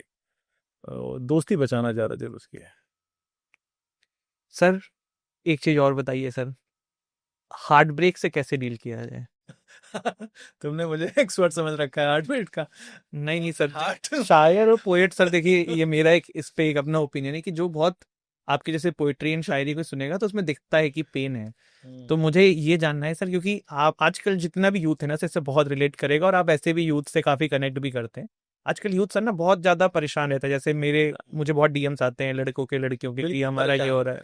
तो थोड़ा सर उनको हेल्प करिए कि हार्ट ब्रेक से कैसे डील किया जाए। मतलब बहुत लोग मुझे सर ऐसे मैसेज करते हैं कि मैं सुसाइड करने की सोच रही हूँ हाँ या वो सोच तो रहा हूँ। अरे वो तो ऐसा सिंड्रोम है कि आप देखिए कि सुसाइड वो लोग करते हैं जिनके पास काफी कुछ होता है। मतलब पढ़े लिखे बच्चे जो किसी एग्जाम में फेल हो गए, रिलेशनशिप में नाकामयाब रहे, तो वो मतलब जिंदगी खत्म करने की बात सोचते हैं। तो जिंदगी देखी कहाँ तुमने ठीक से? जिंदगी में तो मेरा एक शेर है, मैं मुझे बार बार यही सब चीजें याद आती हैं कि उन्हें लगा था कि मिट्टी में मिल चुका हूं मैं। अभी 4 लाइनें मैंने सुनाई भी थी उसका, कि उन्हें लगा था कि मिट्टी में मिल चुका हूं मैं, मुझे यकीन था मैं बन के शजर निकलूंगा, शजर पेड़ को कहते हैं। तो जब आप मिट्टी में मिल जाते हैं तब भी आप ये सोचिए कि वहां से क्या हो सकता है। तो आप फिर नेचर को याद कीजिए कि जब बीज को, सीड को हम मिट्टी के नीचे दफन कर देते हैं, फिर वो हरा भरा बन के निकलता है, पेड़ बन के निकलता है। तो इंसान को भी ऐसे होना चाहिए। इतनी जल्दी फेलियर्स फेलियर्स इतना डोमिनेट कर जाती है। ऐसे तो बहुत चीजें हैं आपको बताने के लिए कि आप जो है आपके पास कुछ भी नहीं है भाई। आप आपके पास फिर भी आप स्वस्थ हैं, हाथ पांव काम कर रहे हैं, आप चल फिर सकते हैं, हंस सकते हैं, मुस्कुरा सकते हैं। तो मेरी शायरी भरी पड़ी है ऐसी चीजों से कि धुंध के उस पार देखा कीजिए, रोशनी की धार देखा कीजिए। धुंध मतलब दुख, निराशा, डिप्रेशंस, ब्रेकअप्स, जहां पे आपको लगता है कि जिंदगी खत्म हो गई। आप जिसके जाने से आपको लगता है जिंदगी खत्म हो गई, सोचिए कि वो मिला कब था आपको। 1 साल पहले मिला था, 6 महीने पहले मिला था, 2 साल पहले मिला था। उससे पहले जितने लोग थे उनके जाने से तो आपकी जिंदगी खत्म नहीं हुई। आप अपने बाप से अलग हो जाते हैं, माँ से अलग हो जाते हैं, पढ़ने के लिए दिल्ली चले जाते हैं, लंदन चले जाते हैं, तो जिंदगी आपकी नहीं खत्म हो जाती उनकी याद में।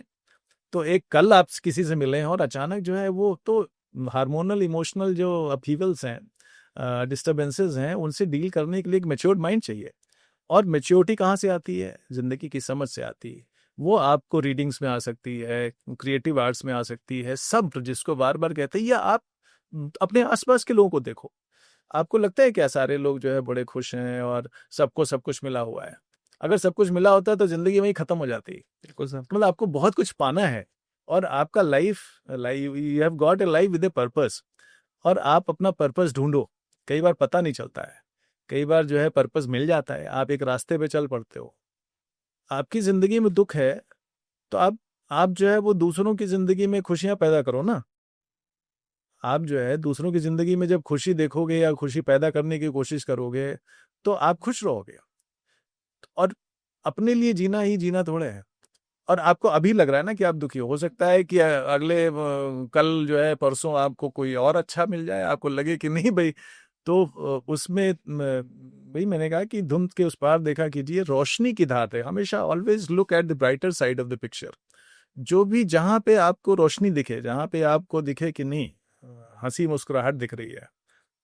और मेरा एक शेर है कि तमाम लोग अनायास खफा हैं हमसे, तमाम लोग अनायास खफा हैं हमसे, उन्हें हमारी मुस्कुराहटें पसंद नहीं।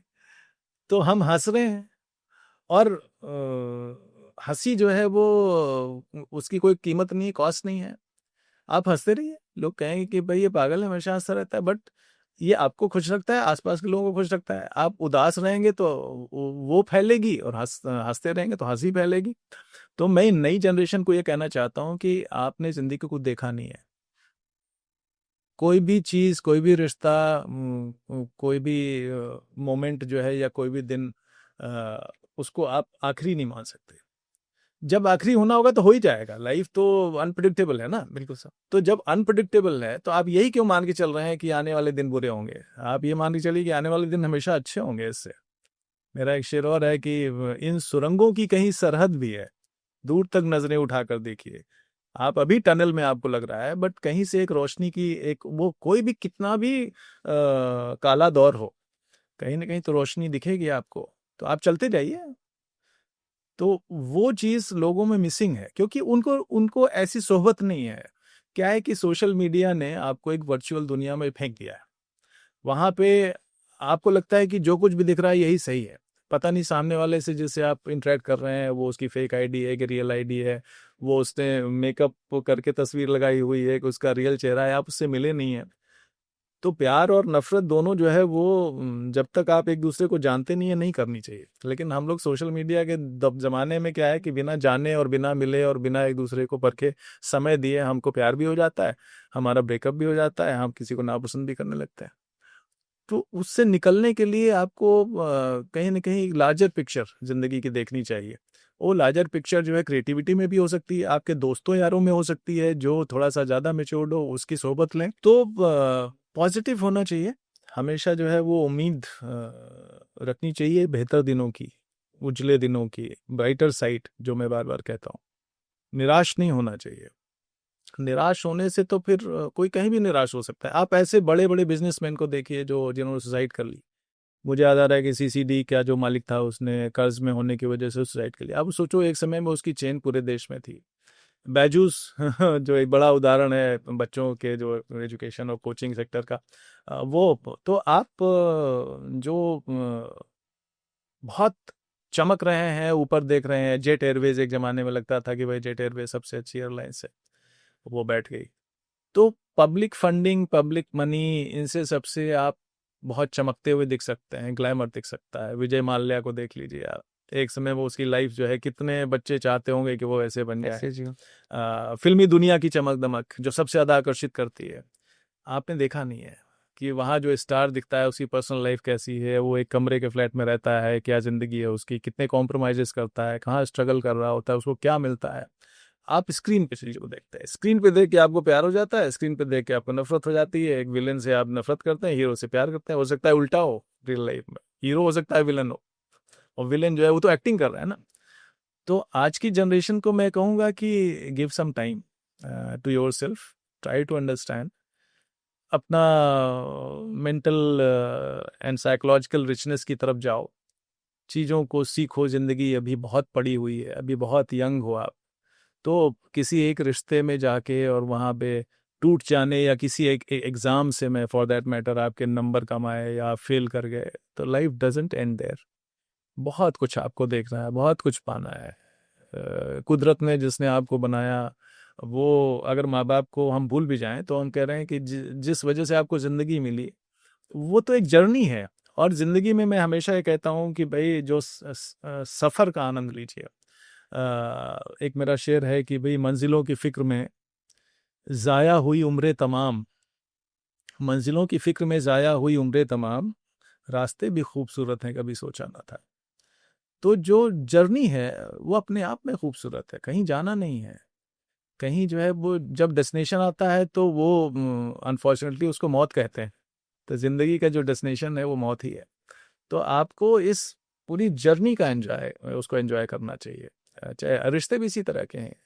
कितने लोग आते हैं, आप जब सांस लेना शुरू करते हैं, पहचानना शुरू करते हैं, कितने लोग छूटते हैं स्कूल्स में, कॉलेजेस में, वर्क प्लेस पे।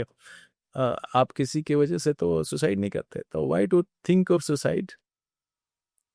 सर एक चीज अगर आप बताना चाहें, आपके सक्सेस में भी क्या ये हार्ट ब्रेक का है रोल जब आप आईएएस बने या आपने तैयारी शुरू की? तो जैसे हमने एक मूवी भी देखी है हाँ अभी। बिल्कुल है, बड़ा इंटरेस्टिंग है। I won't go naming that, but मेरा सिलेक्शन नहीं हुआ था। तो देयर वाज ए गर्ल, तो मैं इमोशनली थोड़ा अटैच था उससे। तो यूनिवर्सिटी डेज की बात है, तो मेरा सिलेक्शन नहीं हुआ था, उसका सिलेक्शन हो गया था और नीचे हुआ था, अ, लेकिन हो गया था। तो मुझे ये लगा कि भाई मैं तो बहुत तेज था पढ़ने लिखने में मेरा ऐसे, और फिर मुझे थोड़ा सा कुछ समय तक मन नहीं लग रहा था पढ़ाई वढ़ाई में। बट फिर मैंने अपने आप को समेटा, मेरे कुछ अच्छे यार दोस्त थे मेरे आसपास, उन्होंने मुझे समेटा और ये कहा भैया तुम तो यार पढ़ने लिखने आए थे, तुम क्या। तो मैं निकला, मेरी आदत तो या मुझे मेरी ग्रूमिंग ऐसी थी क्योंकि मैं गांव से निकला था, तो मैं बहुत टफ था मेंटली फिजिकली, मुझे जल्दी हार नहीं मानता था। तो देन फिर मैंने अपने थ्रेड्स बटोरे समझ समेटे और मैंने एग्ज़ाम दिया और अगली बार मेरा सिलेक्शन हुआ था और उससे कहीं उसका वहीं रह गया था, नीचे के नीचे मेरा एकदम टॉप पे आ गया था। तो ये एक स्टोरी है, रियल स्टोरी है, मैं बना नहीं रहा। तो ये घटता है, लेकिन हमने उसको पॉजिटिवली लिया। अब जी। हम अगर उसमें टूट गए होते या हमको लगता है कि अरे यार अब क्या देखो, उसका तो सिलेक्शन हो गया मेरा नहीं हुआ, तो मैं हो सकता है आगे और बुरा हाल होता मेरा। कभी मिले सर आप उनसे नहीं नहीं मिले। नहीं, उसके बाद तो मिले ही, कैंपस जब हुआ था तो वो तो मिले ही, हाँ। लेकिन फिर अलग होने के बाद नहीं मिले, मतलब वो यूनिवर्सिटी छूटने के बाद नहीं। बट ये शादी में जरूर आना, मूवी बिल्कुल आपको टच कर रही है तो। तो वो, बट ये था कि मतलब शी कुड रियलाइज कि नहीं लड़के में बात है, दम है, और उसने जो है वो निराश नहीं हुआ। मेल ईगो बोलते हैं ना, तो जब हाँ एक बार हर्ट हो जाए ना तो फिर हाँ, तो हर्ट हो जाए तो वही तो मैं कह रहा हूँ कि आप हर्ट हो जाओ, आप पॉजिटिव इसको हो। पॉजिटिव नोट पे जाओ ना, आप हर्ट हो जाओ। आपको जिसको वो किसी फिल्म में ही बोला था रमेशा ने कि राइज इन लव ना, डोंट फॉल इन लव। आप अच्छे इंसान बनो, बड़े शख्सियत, आप बड़ा एम रखो। आपको लगता है कि यार प्यार में मैं ब्रेक हुआ है मेरा दिल, तो कुछ ऐसा रचो जिससे कि एक आप रोशनी की तरह चमको, लोग आपकी तरफ देखें। Sir any regret in your life आपके दिमाग में हो? No regrets.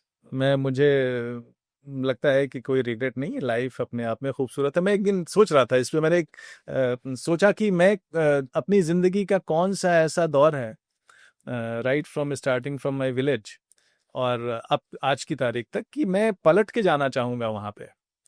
तो मैंने बहुत सोचा कि ये हो सकता है, लोग कहते हैं बचपन के दिन बड़े अच्छे होते हैं, कोई कहता है भाई स्टूडेंट लाइफ बहुत अच्छी होती है, फिर आपको लगता है नए नए जब आप ऑफिसर बने थे या किसी आप बड़ी पोजीशन पे थे, तो मैंने देखा कि उन सब में अपना पैकेज था, मतलब उनमें अपने प्रॉब्लम्स भी थी। तो स्टूडेंट लाइफ में सबसे बड़ी प्रॉब्लम तो यही थी कि आप सड़क पे थे, आपको कुछ थे ही नहीं, आपकी कोई आइडेंटिटी नहीं थी, हर आदमी आपको सोचता था कि भाई यार पता नहीं जिंदगी में तुम कर पाओगे नहीं कर पाओगे, इनसिक्योरिटीज बहुत थी।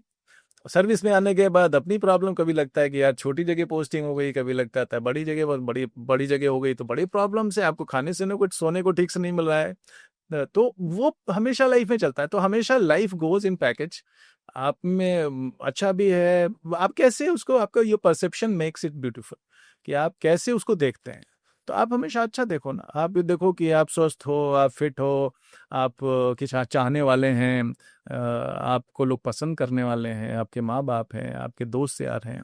अ, निकलना चाहिए अपनी खोल से। आजकल के बच्चे कमरे से निकलते नहीं है, वो कनेक्ट नहीं करते हैं, वो सोशल मीडिया उनको लगता है कि ये शो केसिंग है। मैं तो इसको दूसरे तरीके से देखता हूँ कि आप जो है, ये एक ऐसा डिवाइस है जिसको आपको यूज करना चाहिए, don't let that device use you. हाँ, ये हमेशा होता है कि आपको जिधर वो ले जा रहा है आप उधर ही जा रहे हो, घंटों घूम रहे हो आप। ठीक है, आप you use your social media handles, आप इंस्टा पे जाओ, ट्विटर पे जाओ, सब पे जाओ, फेसबुक पे जाओ, अपनी पोस्ट करो और निकल लो वहां से। अब आप इनकी वॉल पे घूम रहे हो, उनकी वॉल पे घूम रहे हो, यहाँ जा रहे हो, वहां जा रहे हो, फिर आपको वो शॉपिंग करा रहा है, फिर आपको फंसाए हुए है, रील्स दिखा रहा है, तो मतलब you are wasting a lot of your time. If you are a creator, come with your creation. ये एक ऐसा प्लेटफॉर्म है जो आपको देश दुनिया से जोड़ता है, लाइव फीडबैक देता है आपको, आपको अपने अपने बारे में पता चलता है कि आपका हुनर किस लेवल का है, आपके फॉलोअर्स आते हैं, आपके व्यूज आते हैं, तो ये आपको रिकॉग्निशन देता है। लेकिन आप दूसरों के जाल में उलझते चले जा रहे हो, वो विंडो शॉपिंग हो रहा है, आपकी जेब में दुकान रख दी गई है या मार्केट रख दी गई है और आप उसी में कस्टमर की तरह घूम रहे हैं। तो don't allow yourself to be the passive recipient and customer of all the sales that are available on social media. तो वो अगर आप देख लेंगे तो ये बहुत अच्छा टूल है.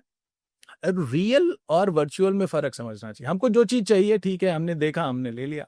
जो चीज़ हमें नहीं चाहिए वो हमको क्यों एंगेज किए हुए है. रियल तो रियल ही होता है. अब मैं सामने मानवेंद्र बैठा हुआ है, उससे बात नहीं करूं, मैं मानवेंद्र का प्रोफाइल देखूं यहाँ बैठ के. एक प्यारा सा उदाहरण दे रहा हूँ मैं. तो हमारी बिटियां हैं, एक छोटी सी बेटी है, छोटी भी क्या, बीबीए कर रही थी वो. तो बोली पापा मुझे बहुत गुस्सा आता है आजकल. मुझे लगता है कि सब मेरे आसपास जितने लोग हैं कुछ भी ऐसा बोलते हैं तो मेरे अंदर एंगर आता है. तो मैंने कहा कि क्यों.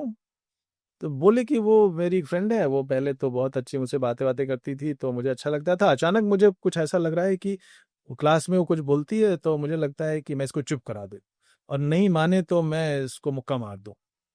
तो मैंने कहा कि तुम्हारे अंदर इतना एंगर कैसे आया. या तो तुम घर से दूर हो इसलिए आया, या फिर तुमको दोस्त यार कम है तुम्हारे इसलिए आ रहा है, या तुम कुछ और नहीं कर रही हो, कोई क्रिएटिव एंगेजमेंट नहीं है तुम्हारा इसलिए आ रहा है.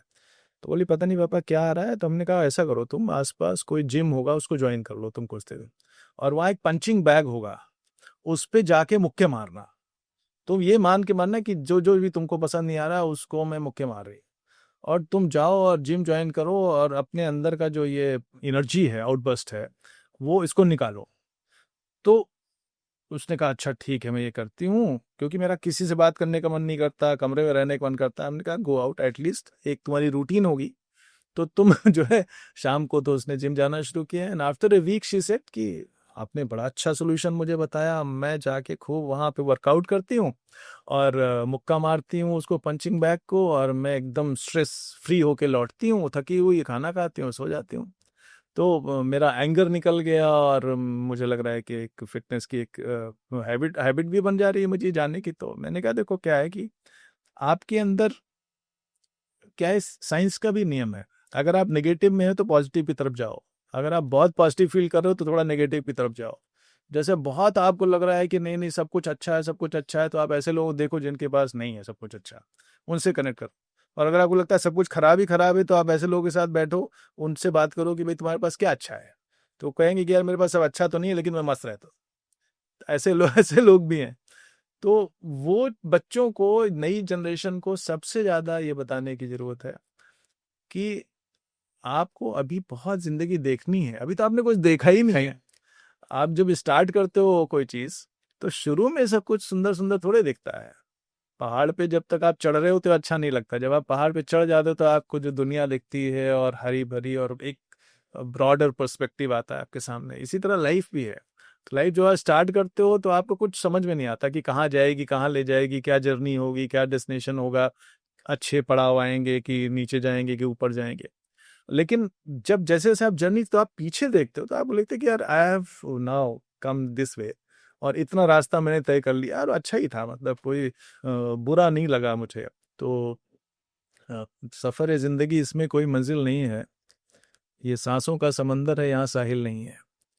तो आप सफ़र की तरह इसको लेते चले जाइए, चलते चले जाइए. समुद्र में समंदर में आप साहिल की तलाश करना बेकार है. तो लाइफ एक समंदर की तरह है, और साहिल उसका मौत ही है. जब किनारे जाएंगे तो फिर जिंदगी खत्म हो जाएगी. तो एंजॉय द लाइफ और खुश रहिए, पढ़िए लिखिए आप. मैं तो सबसे पहले अभी आजकल यही चीज बोल रहा हूँ कि अपना hobby and passion, hobby passion तो वो बाद में बनता है जब आप उस हॉबी को बहुत ज्यादा परसू करते हैं, लेकिन अपना इंटरेस्ट और हॉबी जो सबके अंदर होती है उसको बचा के रखो. अगर आपको एक मजबूत इंसान बनना है, एक पॉजिटिव अप्रोच रखना है लाइफ को लेके, कभी आप निराश नहीं होगे. आपको गाना पसंद है, आपको खाना बनाना पसंद है, आपको घर की साफ सफाई करना पसंद है, आपको अच्छे कपड़े पहनना पसंद है, उसका कलेक्शन करना चाहते हैं, आप बातें करना चाहते हैं किसी से, डू इट.